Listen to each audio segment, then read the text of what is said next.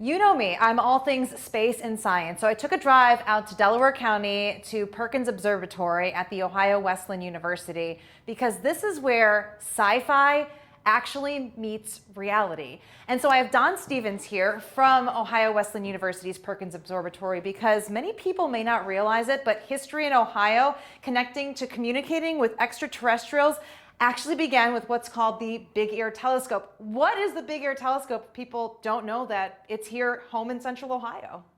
Well, the Big Ear Telescope was a large radio telescope, one of the largest in the world. It was constructed primarily initially to monitor like satellites launched by the USSR. And it was later used for studying the night sky and radio waves, and then eventually it was dedicated to the SETI project. That's so fascinating and hard to believe. 70 years ago this year, they just started building it. So tell us a little bit about, what happened once that telescope was built. We have some nice props here from the actual telescope and from over the years. Right, so first to give you an idea what the telescope actually looked like, it was a very large setup.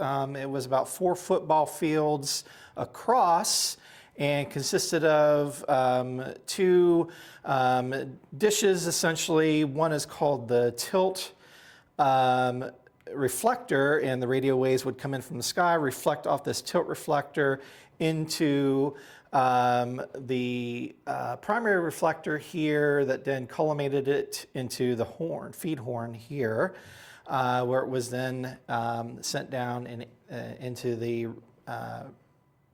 equipment to be analyzed. It was primarily designed by a gentleman named John Krause, who was an electrical engineer at Ohio State University. And as I mentioned, it was primarily funded with the Department of Defense money initially. That's why you got big science projects done back then, was to put a national defense spin on it. And they monitored, again, Russian satellites early during the early space race. It was then also used for studying radio sources in the sky, such as quasars, supermassive black holes, things like that. All the cool space stuff. Right. And then eventually it was used for the SETI project. So what's SETI, for those who may not be familiar with it? SETI stands for the Search for Extraterrestrial Intelligence. Oh, that's cool. And the belief at the time was that advanced civilizations like us would eventually start using radio for communication, and we might be able to pick up those signals coming from distant planets in space. And did we with this project? It searched many years. There was only one thing that may have, at that time, they thought might have been a possible extraterrestrial communication in 1977 called the WOW signal. That's this all right here. Kind of looks Correct. like an earthquake seismometer reading, but what's on here? Basically what it is, it's a printout of the signal strength in each channel of the receiver. And it starts with numbers, or the lower kind of power part of the frequency. If then the power increases, it switches to letters, and that's what you basically see here. They noticed a peak in the signal in one particular channel, and the grad student at the time, one Jerry Eman, who was looking through the printouts, noticed it and circled it and wrote "wow," in order to indicate where it was to check it out later. And so that's basically we have a copy of it here. What did that mean for Delaware County, for central Ohio? I mean, you guys were on the map nationally, right, for this find? Well, of course, it caused great stir in the scientific community, and many other telescopes went to that same part of the sky where the signal came from and looked and never saw a repeat signal. So as to what it exactly is, it's unsure. There's been several hypotheses as far as what it could possibly be beyond extraterrestrials. Even today, last year there was a paper published with an idea of what it might have been. So what happened to the telescope? Because we're standing here, we're at Perkins Observatory. Did they dismantle it? Did they move it? Was it like, whoa, okay, we found these signals, now we got to get rid of it? What happened? Well, eventually, as all things, the telescope, became old and difficult to maintain. It was costing a lot of money, and Ohio State decided there were other projects it wanted to fund. And with limited resources and things like that, it was decided to decommission the telescope. So it was torn down, the land was sold, and we were able to salvage some of the equipment that you can see here, and welcome folks to come to the programs here at Perkins Observatory and check it out for themselves.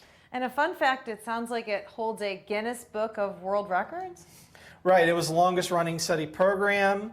There have been many, of course, since, but they never ran as long as the Big Ear did. It was over 20 years.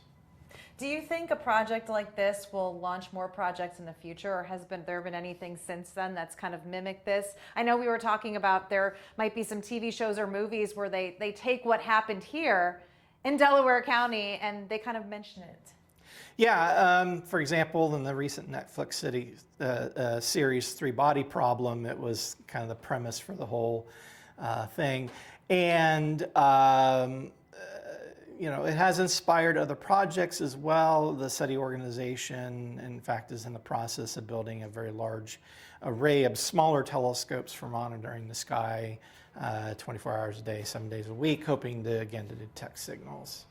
How can people here connect with the past, the history? Can they come here and see this? Is it something that there's some studies online they can check out if it's intriguing to them? Again, we host public programs here, usually Friday nights throughout the year. Folks are welcome to come and see the equipment we have on display here at the observatory. And we often have at these programs, Q&As, and people ask questions, and we talk about things like that. So I think it's wonderful. It inspires people to look up at the sky and wonder and learn and things like that. So. Why should Central Ohioans, especially specifically here in Columbus and Delaware County, feel that this is a cool piece of history that's right in our own backyards? Well, that's probably the key thing. It's like, it's an opportunity to come and see for yourselves the wonder and majesty and the power of science and technology and things like that. So. And you never know when somebody might be calling home. Exactly. Well, thank you so much. And again, you can come out to Ohio Wesleyan University's Perkins Observatory to see all this cool stuff up close and personal. And just another example of something cool that we have in history that's right here in our own neighborhoods. In Delaware County, I'm Meredith Garfalo for 10 TV News.